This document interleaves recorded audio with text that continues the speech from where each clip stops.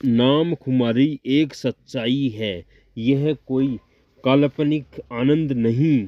1 मार्च 1988 समर्थ सदगुरुदेव श्री रामलाल जी सियाग।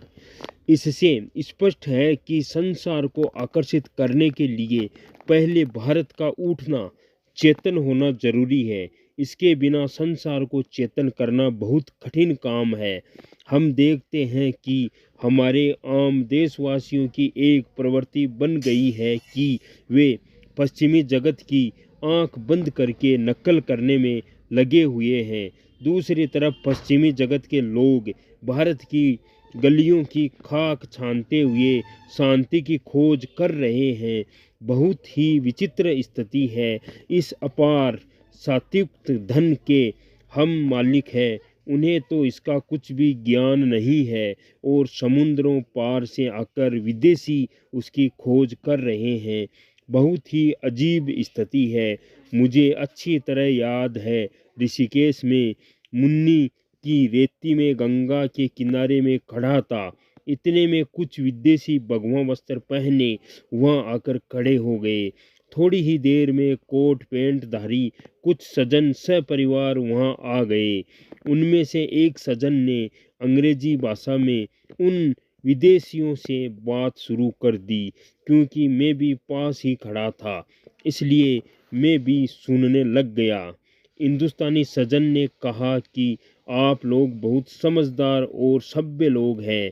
आप इन ठगों के चक्कर में कैसे फंस गए हैं? ये लोग केवल आप लोगों से धन ठगने के लिए विभिन्न प्रकार के स्वांग रच रहे हैं। इनके पास ऐसी कोई शक्ति नहीं है जिसके लिए आप ठगाए जा रहे हो। इस पर एक विदेशी महिला, आप क्या कह रहे हो? मुझे समझ नहीं आ रहा है। ऐसा लगता है आप पूर्वाग्रह से ग्रस्त हैं। क्या आपने इन सन्यासियों के पास आकर कभी जानने का प्रयास किया कि ये क्या कर रहे हैं? मैं देख रहा हूँ, हमारा दैनिक जीवन में जो खर्च होना चाहिए उससे एक पैसा भी अधिक नहीं लिया जा रहा है। मैं जब हमारे देशवासियों की ये हालत देखता हूँ तो बहुत हैरानी होती है। हमारे देश के सभ्य और साधन संपन्न लोग पूर्ण रूप से धर्म से विमुख हो चुके हैं। जब तक उन्हें प्रत्यक्षानुभूति, साक्षात्कार और नाम खुमारी की अनुभूति नहीं कराई जाती है, चेतना असंभव है। शरीर के जिस अंग में बीमारी होती है, डॉक्टर चीर फाड़ द्वारा उसी अंग का इलाज करते हैं, तभी पूरा शरीर स्वस्थ होता है। अतः हमें पहले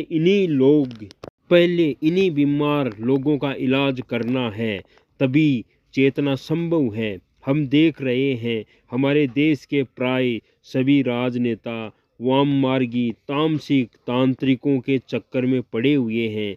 ऐसे अनेक तामसिक तांत्रिक राजसत्ता का भयंकर दुरुपयोग करके अपनी काली शिक्षा का प्रचार प्रसार करके देश में अंधकार फैला रहे हैं। इस प्रकार समाज का जो वर्ग इन तामसिक लोगों के चक्कर में है तथा जो इन ढोंगियों से तंग आकर धर्म से विमुख हो चुका है, सर्वप्रथम उनका इलाज किए बिना देश में चेतना असंभव है। पश्चिमी जगत के लोग सच्चाई को परखने और स्वीकार करने में कभी नहीं झिझकते हैं।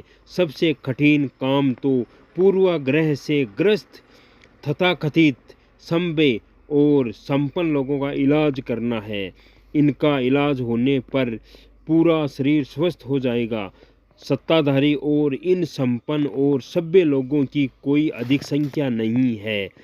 जब वह परम सत्ता सक्रिय रूप से संसार के सामने प्रकट होकर अपना कार्य शुरू कर देगी तो अंधकार के दूर होने में कोई देर नहीं लगेगी।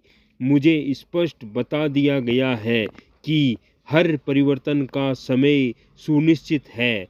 समय आने पर सारी परिस्थितियां अनुकूल होकर थोड़े प्रयास से सारे कार्य समर्पूर्ण हो जाएंगे। तो आपके जीवन में ये परिवर्तन आएगा जो नाम शक्तिपात दीक्षा लेकर सदगुरुदेव के श्रीमुख से आपको राधा कृष्ण का मंत्र सुनना है और नाम का जप करना है। जो परिवर्तन आएगा इसी नाम के जप से आएगा। ना जितना नाम जपोगे उतना आपके जीवन में प्रत्यक्षानुभूति होगी, साक्षात्कार होगा, ईश्वर से मिलन होगा। नाम जपना ही पड़ेगा आपको। जो परिवर्तन होगा नाम जपने से ही होगा। जय श्री गुरुदेव, जय श्री दादा गुरुदेव।